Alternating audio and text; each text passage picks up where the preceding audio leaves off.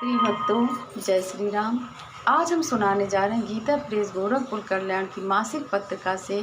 जैसे कि सबसे पहले पृष्ठ में लिखा रहता कल्याण और उसमें दिया होता है शीर्षक याद रखो। ये हर महीने की कल्याण की पत्रिका में होता है। तो प्रभु के पत्रिका है ये, इससे बहुत जीवन का सुधार होता है। और याद रखो ये हम सबके लिए होता है। तो अब हम आपको सुनाने जा रहे हैं, ये बहुत ही प्रेरणादायी है। तो इसमें कल्याण में लिखा हुआ है, जैसे याद रखो यदि तुम किसी दूसरे से सुख की आशा रखते हो तो तुम्हें कभी सुख नहीं मिलेगा, क्योंकि ऐसी अवस्था में तुम्हारा सुख तुम्हारे अपने अधीन नहीं है, उसके अधीन है। अतः दूसरे किसी से किसी प्रकार की सुख की आशा प्रतीक्षा न करो। भगवान ने तुम्हारी योग्यता के अनुसार तुम्हारे हित के लिए तुम्हें जो कुछ दिया है उसी में सुख का अनुभव करो। तुम्हारा सुख तुम्हारे अपने अधीन होना चाहिए, पराधीन नहीं।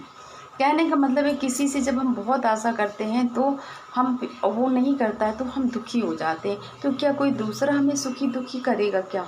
उसने किसी ने कुछ काम कर दिया तो हम बड़े प्रसन्न हो गए, ऐसा नहीं। अब दूसरा याद रखो, यदि तुम अपने दोषों को देखोगे और उन्हें ढूंढ ढूंढ कर जरा सा भी कहीं पाते हो, उसे नष्ट कर लेने की कोशिश करोगे तो तुम शीघ्र ही दोष मुक्त हो जाओगे। कहने का मतलब दृष्टा बनो। जैसे हम हैं, थोड़ा सा 5-10 मिनट बैठ करके अपना आत्मनिरीक्षण करें और जो गलतियाँ उन्हें दूर करें।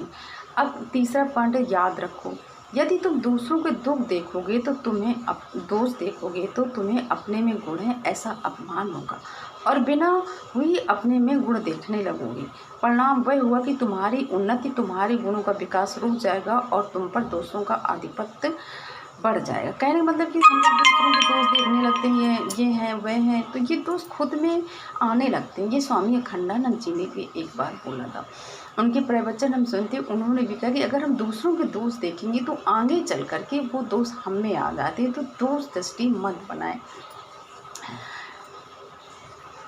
याद रखो प्रकृति त्रिगुण में ही है, इसमें तमोगुण भी है, सदोगुण भी है, राजस भी है, सात्विक भी है।